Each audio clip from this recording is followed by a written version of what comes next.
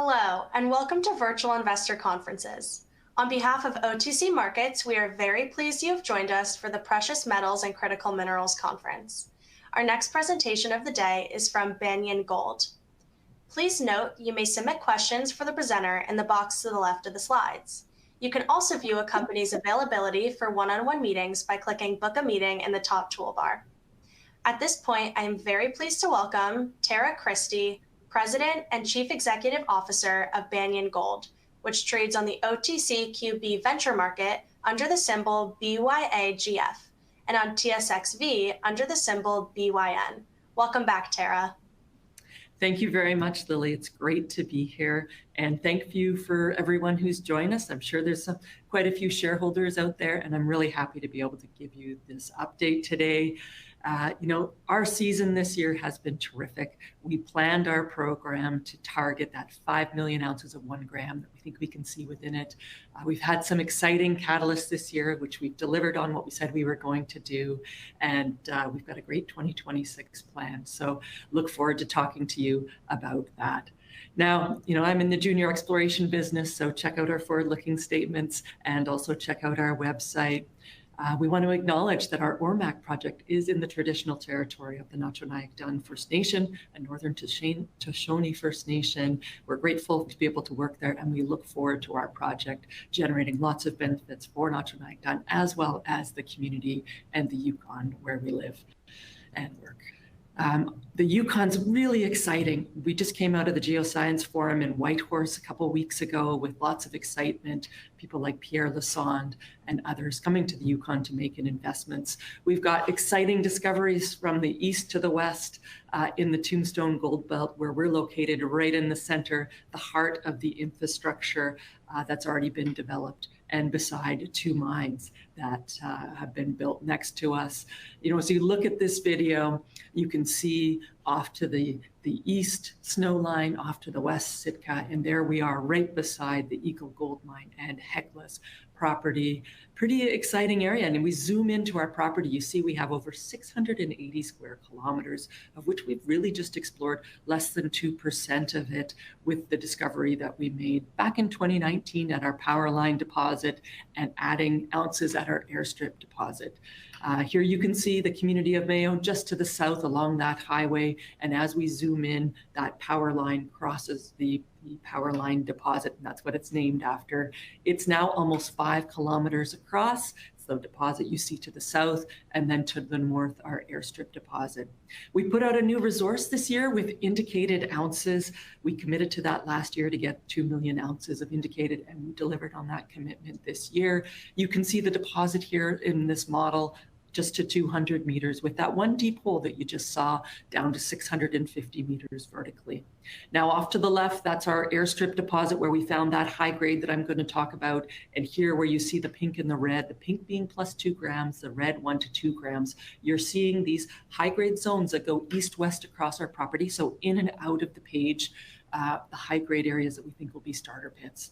And zooming in on that airstrip deposit where we made that high-grade discovery last year, we drilled 32 meters of 9 grams, or 16 meters of 9 grams, 40 meters of 4 grams, where we found this felsic dikes intersects the calcareous metasediments. And here you can see a little cartoon of that.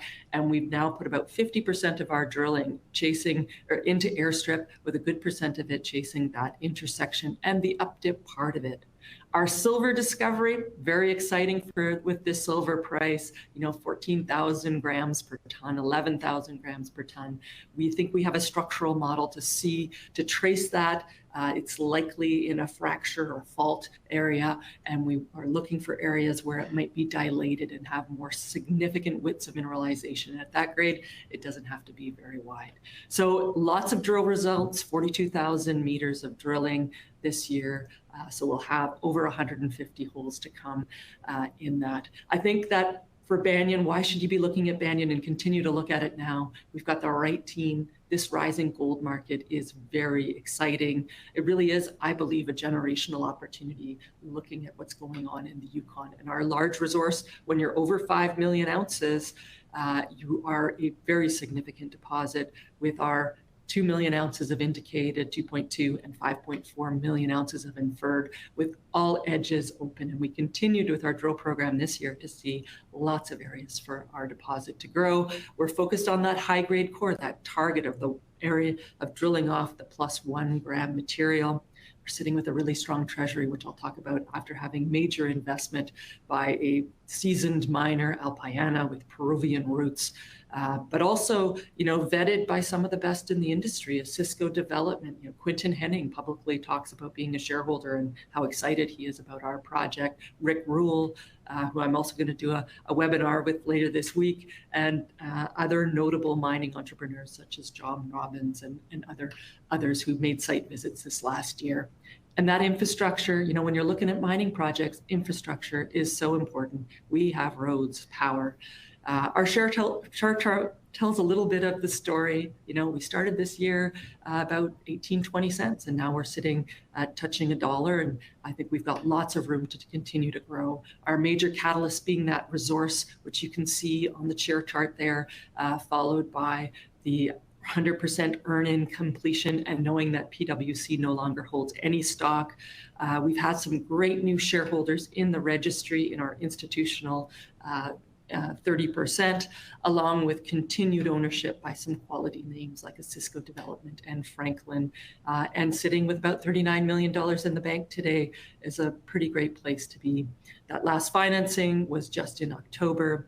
If you want to read some research on us, please take a look at Paradigm and Cormark. Paradigm just put out a price target of $2 on us and has some other interesting thematic pieces along with some of the newsletter writers.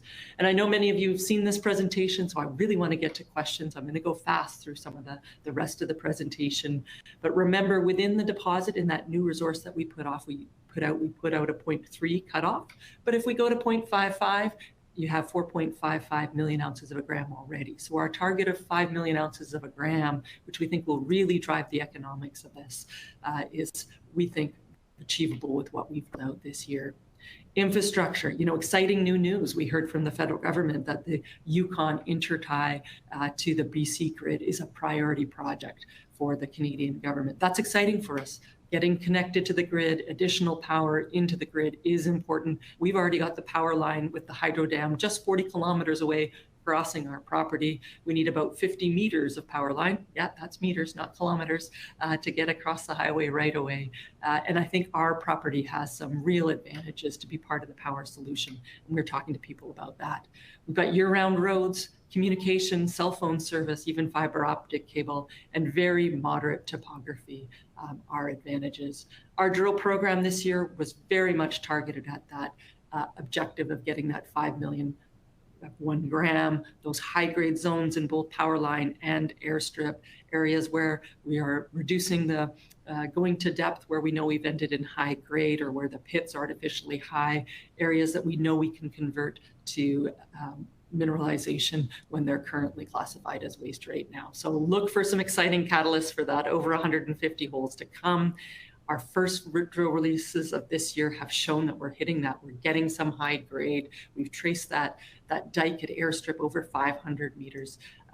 Again, airstrip more high grade there, and you're seeing us continue to join the two deposits. Metallurgy, this will be a mill type project, 93% recoveries with 50% gravity. We're continuing on the met work to advance and de-risk this project.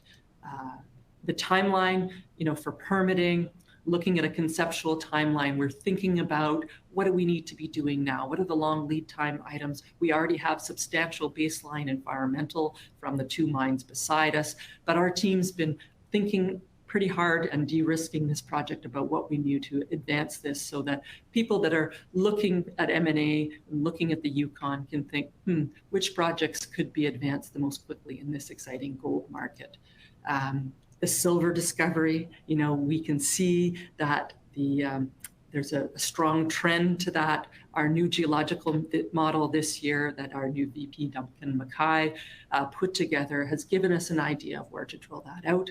We've drilled a few holes into that this year, and once we get the results, we'll put out what our plans are to continue to follow up on that. And those are very high grades. And remember, we have a silver miner right beside us, Hecla, that has a mill that could use some more feed, and I'm sure it's exciting to them, as well as other people that are looking for silver deposits. So, we've got our gold, which is an older style of mineralization. And I've been asked, is this a polymetallic deposit? No, this silver vein actually cross-cuts the gold vein. The gold was emplaced about 100 million years ago, and then 20 million years later, roughly, there was a fracture which the silver mineralization was emplaced into. So you're looking for areas along this trend that we're finding where that fracture, that space was dilated enough that you got significant concentrations of this mineralization. So it's a bit of a treasure hunt. And meanwhile, we're doing the treasure hunt, we're drilling off the gold deposit, which was there. So pretty exciting for us to have this to follow up on as well. And our technical team has done a great job developing our model for it. We have lots of exploration upside. We're doing the work from the geophysics, the analysis with some AI, including all the new soils that we've taken on the property this year to continue to develop some of those drill targets on our broader land package.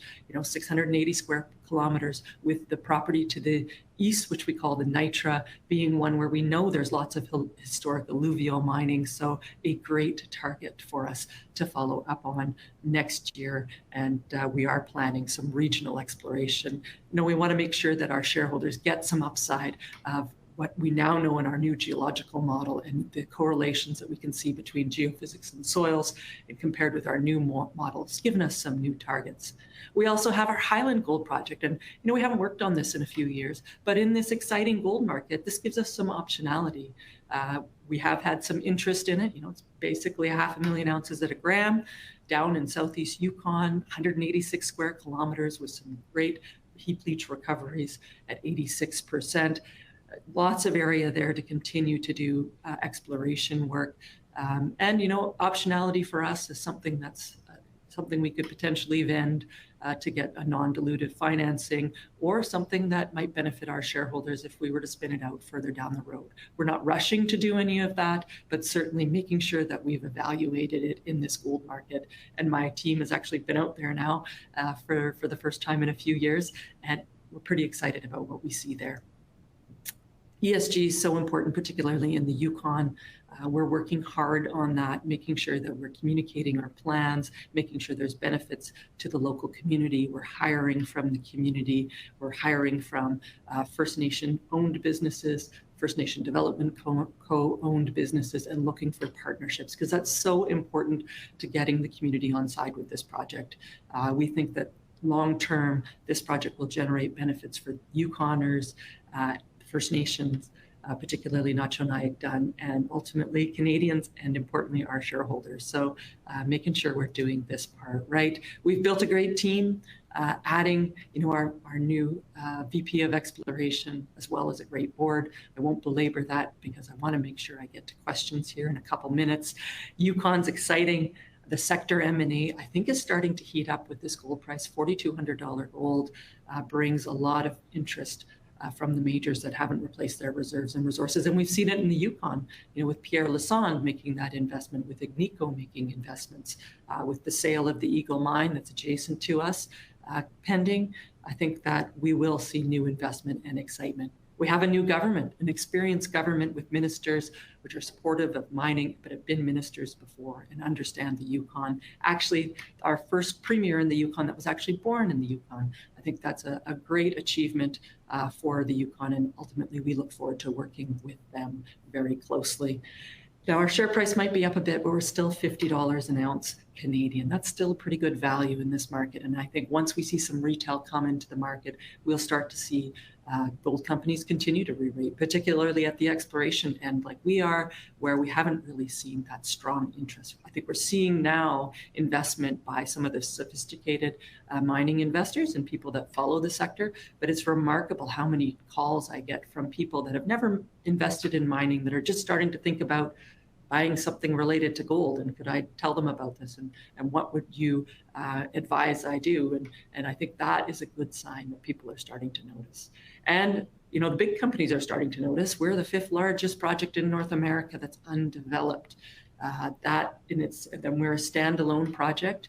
Yes, there's the mine sale down the road, but I would argue at this point, they might need us for future growth more than we need them, particularly with their satellite deposits. And what is their long-term growth plan when somebody else does acquire that? So I think that's an important point. We have lots of different people that would be interested in Banyan and developing it. Our team is continuing to de-risk it and get it down the road. It's a bit of an odds game. Do you think that will be acquired, or will we get it down the road and Banyan turn into a developer? I think the former is probably the most likely scenario, particularly in this strong and exciting gold market.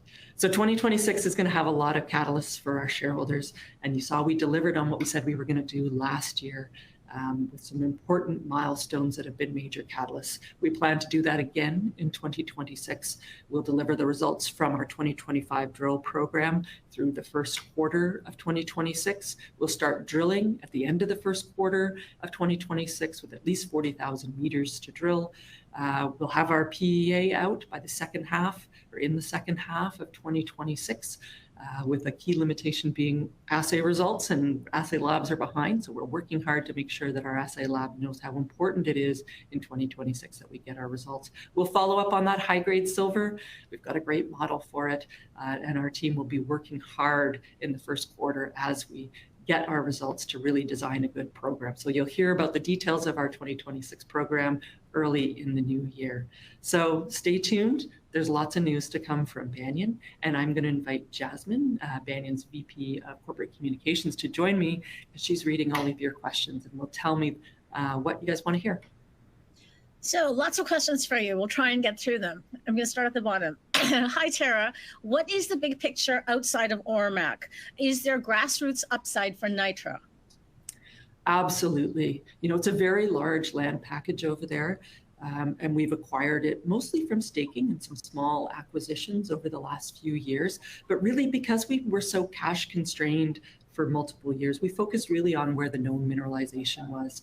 This year, though, we had that ZTEM that we flew last year. We've really looked at our old geophysics. We've been able to correlate the geophysics and the ZTEM with what we know about mineralization at Ormac, and now have a model that we think we can apply to Nitra. And Nitra historically has a lot of alluvial mining, and alluvial mining, in the creeks, the historic gravel beds, comes from somewhere. So, the chances of finding another deposit or mineralization out there, we think are pretty exciting. Do you have any plans for Hyland? Yes, we do plan a drill program out there. We've long had some targets that we wanted to drill, particularly at Cuz and Montrose Ridge, where we had gold samples up to 4 grams and 1 gram intercepts and rock samples. So we want to maybe expand outside of the main zone where the resource is. We do know there's lots of growth potential at the main zone, particularly to the north towards the camp zone. So our team has taken a fresh look at that, and particularly with what's been learned over the last 3-4 years about Yukon geology, I think it's going to be pretty interesting to get a team out there banging some rocks and drill a few holes. So the slide you have up pertains to this, but we've been asked this about 3 or 4 times, so I'm just going to repeat the question. What are your plans for 2026? Do you have key milestones, catalysts, highlights that you plan to achieve for next year? Great. I think the key highlights really are going to be continuing to show some of the high-grade zones within airstrip and power line, and particularly the ones which will be early in the mine plan. And, that itself, I think, will demonstrate the economics and will be published in our PEA. So that's important. Also, that there's lots of exploration potential for this to grow.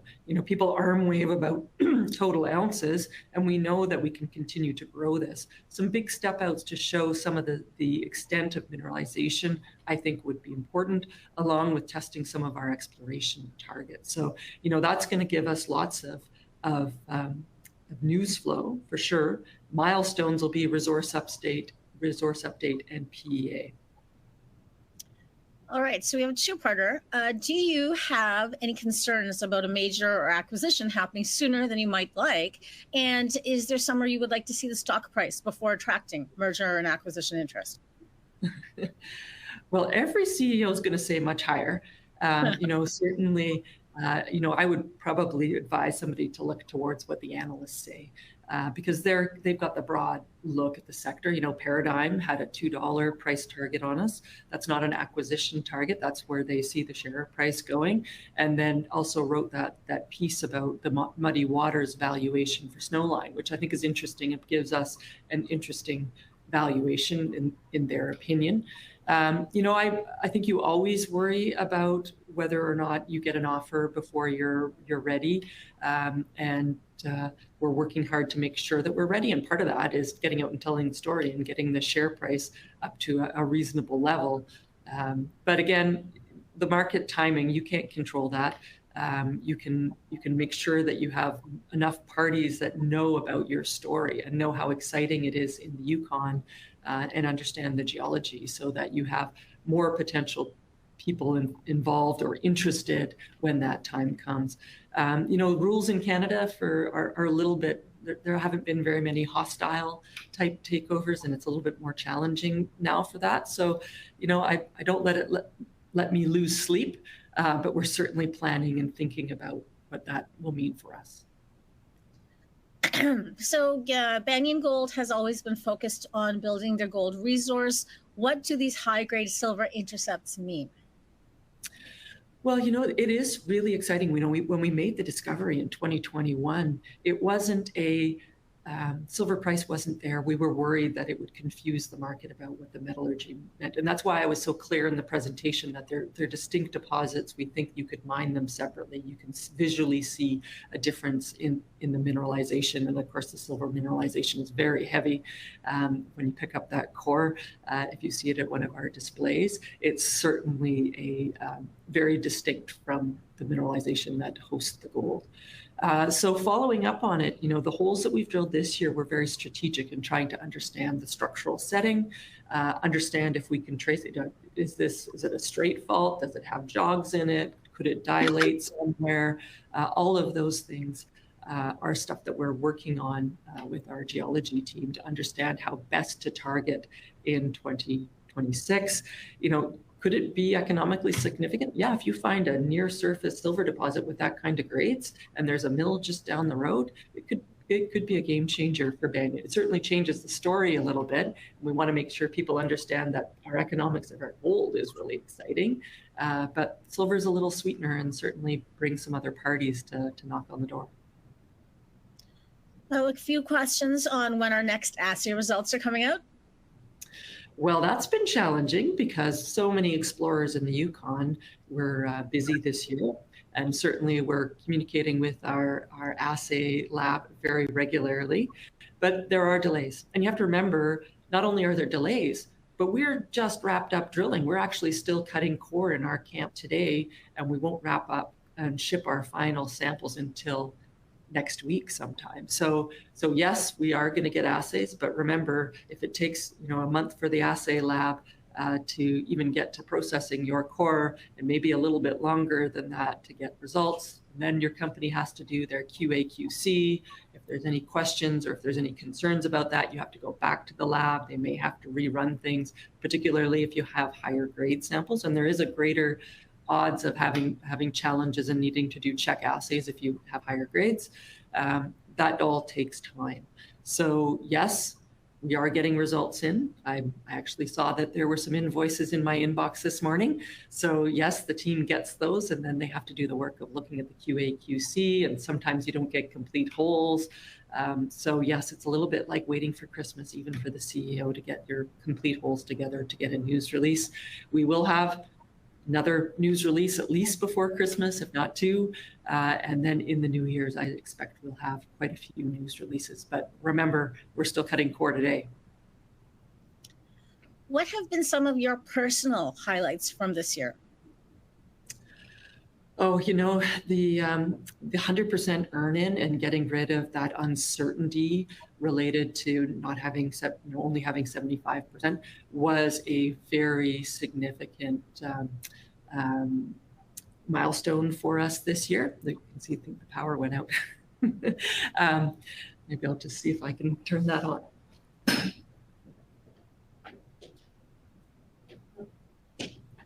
Sorry about that. That was a really exceptional milestone, I think, for us. And with that, the fact that PwC or Victoria Gold didn't have any more stock, I think that was an important milestone. Our new resource update with indicated and a new model, that also was a really key milestone for us. I think there were some institutions that wait to see some indicated, just like there's institutions that wait for you to get a PEA out. It brings different buyers. Certainly market cap wise, getting over 400 million market cap, an exciting milestone for us. I think, our valuation at just $50 an ounce still gives us some milestones in the market cap area to aim for next year. And certainly some of my personal goals next year certainly are around driving the share price to get credit for this deposit. Here you've got a very large deposit, almost 8 million ounces with roads, power, which can be, I think, accelerated through permitting and get built faster than many others, and we're currently rated under it. So for me, a personal goal for next year is to make sure we get out and talk to as many people as possible and institutions to understand the value proposition that we have. And remember, last year our marketing was curtailed a bit because the market wasn't there, so we decided not to. So we have a very large group of institutions that we haven't even talked to yet. So I'm looking forward to that in 2026 as well. All right, I'm going to try and get through. There's a lot of questions here. Quick one, has Eagle Gold been sold? No, and the best place to look for information on the timing of that is the PwC website. We understand or hear that the process is likely delayed from what they originally said into 2026. But that's, for us, just means there's probably more people driving across our property that are reminded that we have a very large resource there. So yeah, we'll have more news on that, I'm sure. And with a new government in place in the Yukon, there might be changes to that process as well. How will you define success at Ormac? As a standalone Yukon producer or a sale merger once the PEA and additional drilling are complete? For me, it doesn't really matter. I won't be the one who's the CEO probably when it's built, because you need a mine builder doing that, and I have a large equity position. So, thinking about what's best for my shareholders is what is going to drive that decision. And if there are some big, deep-pocketed mining companies that want to advance Ormac, and ultimately, having Ormac built will be a great success for me and my team, no matter who builds it. And making sure that my shareholders do well in that process is one of my key jobs. So yeah, we're going to continue to advance it and de-risk it and add value. And that's what I love about having money in the bank, is we can add a lot of value, and those milestones that we hit and what we're going to do in 2026 is really what drives that value. So the further along the chain you go towards de-risking it, adding economics, getting it down the road, should generate more value for our shareholders down the road. So we're not in a rush. My team is well positioned, and we've been building the right team to take it this next journey down the road. So yeah, my crystal ball is a little bit hazy on that, and our approach is it doesn't matter. We're going to add value every day, and we'll see what comes down the road. What gold price will you use in your PEA? That'll really depend. We've seen huge changes in what people have used in gold price just in this year alone. Our resource, remember, was done at 2050, and then our Hyland resource was done a little bit later, and it was done at 2400. And we saw a PEA yesterday done at 2700 or 2900.